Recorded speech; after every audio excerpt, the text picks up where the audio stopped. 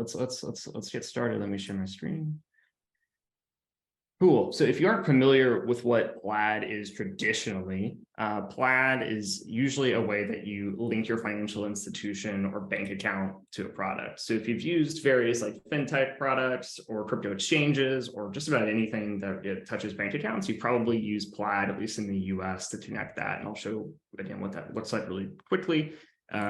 You'll probably go through a process that looks like this, where you find your bank and financial institution, you log into it, and then the developer on the other end, if it's Venmo or Robinhood or whoever else, will get parts of that data and be able to use that in their products. And so we've been doing this for a while, and lots of folks at Plaid internally are excited about crypto. We have lots of crypto customers with crypto exchanges, et cetera. And so we've been thinking about what should we build for crypto developers specifically, like what more can we do in the space? And when we took a look around, we saw a lot of parallels to connecting crypto wallets to problems that we've solved connecting financial institutions and banks. It turns out, just as there are thousands of financial institutions and banks, there are hundreds of different crypto wallets. There are like many different protocols and technologies that you use to connect to crypto wallets. There are many ways you need to normalize those connections and data. And lots of UX challenges that are, one of the impediments to getting more folks onboarded into self-custody, which is, as we've seen in the past week or two, it's really important, I think, for a lot of end consumers to start exploring self-custody. So with all that being said, we've been working on this for this year, and about 2 weeks ago, we announced this new product, which is for crypto developers to help them connect to self-custody crypto wallets, and we call it Wallet Onboard. And so I'll show a quick demo of this, and we'll talk about what we do and how this works and why it's different than other things. So you'll notice, first of all, it's the same familiar look and feel to end consumers and users that Plaid is connecting your bank account. We're very clear about this being part of Plaid, but we also take a more privacy preserving approach to connecting crypto wallets than we do to connecting financial institutions and bank accounts. So we don't collect wallet addresses as part of connecting to crypto wallets or anything like that. And I'll talk about this a little bit more later on too, but we also really don't involve ourselves in the process other than making this initial connection. So imagine you're building an NFT marketplace, or you're building maybe a finance management tracker that wants to track crypto assets. You'll have a connect wallet button. You click that, this opens up, and then users will actually see a list of like the popular crypto wallets that you're sort of used to seeing. And you'll see it's also detected that I have MetaMask installed on my desktop, which is a kind of nice little nicety for users, but we also support many other wallets for this.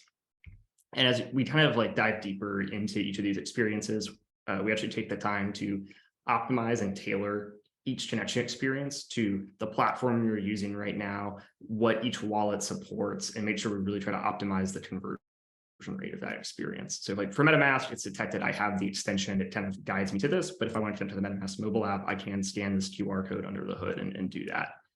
If I go to a different wallet like Rainbow, which for right now only supports a mobile app, I jump straight to the QR code flow. If I want to use something like Ledger, that's where Ledger has a desktop app that you connect to. And so we're really taking the time to figure out what is the right way for all of these different wallets to really optimize that experience. But I'll go ahead and connect with Coinbase wallet real quick on my phone. So I'll scan that QR code, prove the connection. All right, awesome. So, in this little demo app that we have on Plaid, we show some information about the wallet. This data is not coming from Plaid. This is actually coming directly from the wallet itself. And this is, part of what we think is really important with our approach is, that your products have a direct connection to the wallet. And so everything from the address, what chain it's currently configured on comes from the wallet. If you plug in an RPC provider, you can then get the current get the balance from the wallet or the wallet as well. And this is happening straight from my browser to the wallet. There's no sort of intermediary or data storage that Plaid is doing here. And what you can do with this then is, either use the address to do kind of token gated activity. You could request the user to sign transactions or messages, to like mint NFTs, all the sort of things that you want to do with building kind of decentralized products. So I'll show a demo of what this code looks like as well. So maybe I'll show the traditional code first.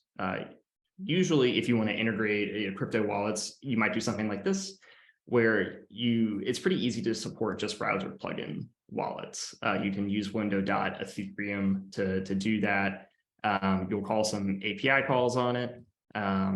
If you want to support something like alternative, L2 chains, you'll have to manage what chain the user is on. And there's some more code that you have to write there to do that. And as you kind of dig into this, you'll find out, some wallets have a slightly different API for this. Things like some wallets actually don't recognize the hexadecimal variant of the chain ID. They only use the base 10 one, stuff like that. And we actually take care of normalizing all that on your behalf. So even if wallets under the hood have little quirks like that, we actually smooth over those differences. And so even this example right here of what it's like to traditionally connect a wallet, it doesn't work for, a lot of mobile wallets. It doesn't work for Coinbase Wallet like I just used. It doesn't work for Wallet Connect wallets. There's a whole slew of things that you'll have to build and rebuild every time. Or you can use Plaid Wallet Onboard. So how you do that is you drop in our JavaScript source. This is like a plain vanilla JavaScript SDK. You don't necessarily need React or anything to do that. So you drop in our script tag, and then you call a couple of APIs. So you load our Web3 library that has all of the additional Web3 functionality for Plaid, including Wallet Onboard. You specify some configurations about what chain you're connecting to. So you say, I want to connect to mainnet, I want to connect to Polygon mainnet, I want to connect to a testnet, whatever it is, as well as a relevant RPC URL so that you can automatically resolve different RPCs. I'll skip this next part, but kind of jump down to here. And then all you need to do is really pass in that chain information, pass in some callbacks about what will happen when a user connects their wallet or exits the flow, and pass in essentially what's an API key for this. And then you call open, and that guides you through the process and lets your users connect their wallet. You can also check for previous existing connections without opening anything on the Plaid side. That's what these APIs do up here. So a common pattern you see is, you want to check, hey, has a user connected their wallet? You get the information, kind of rehydrate that connection, and then just go right along using that if you want to. So as you'll notice in the kind of installation for this, it's a script tag. It's hosted on plaid.com. What this allows us to do is actually automatically update with new wallets and new protocols and new optimizations on the fly. And so as we, I think Trust Wallet announced a new extension yesterday that we're adding support for detecting that and kind of customizing that appropriately. Lots of other new wallets are coming online. And if you're using different open source libraries, you'll have to maintain, that open source library, bump your versions all the time, really manage that. And what we found is a lot of crypto companies, not all of them, but a lot of them would prefer this sort of flow where we kind of handle a lot of those conversion optimizations and a lot of those improvements over time on their behalf for this part of their product.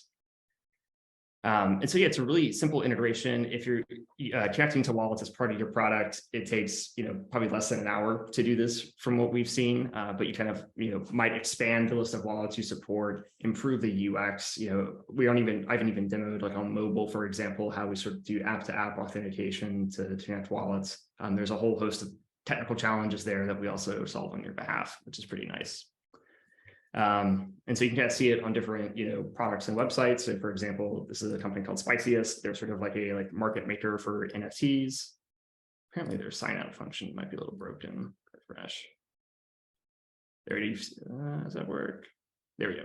So if you want to connect and log into this platform, you can actually use Wallet Onboard to do it as well, which is pretty cool. We're also using Clubhouse. So Clubhouse introduced token gating, and to actually connect your wallet to actually validate those tokens, what tokens your address has, you use Wallet Onboard through that.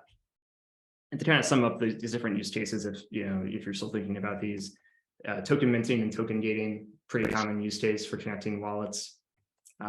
Even sort of finance management sort of products. You want to measure get your holdings, measure them over time. That's another kind of place we're seeing folks connect wallets with Wallet Onboard for those products. Payouts as well. We've talked in some of the other demos about payouts. And that's another place where instead of copy pasting an address, you should connect a wallet really quickly, grab that address in a way that is, not vulnerable to copy paste errors, that sort of thing. Or even just for user authentication. So if you want to connect a wallet and kind of have that as an authentication factor and request message signatures thereafter to really verify users, you can do that as well. So yeah, this is what we've been up to. It's Wallet on Board. It's called Wallet on Board. You should go check it out. Some other things we have coming down the pipe are adding more support for more wallets and protocols, more kind of conversion optimizations we want to do within Wallet on Board, and eventually helping consumers discover self-custody wallets as well. And so, even if you don't have a self-custody wallet, helping users get set up with that.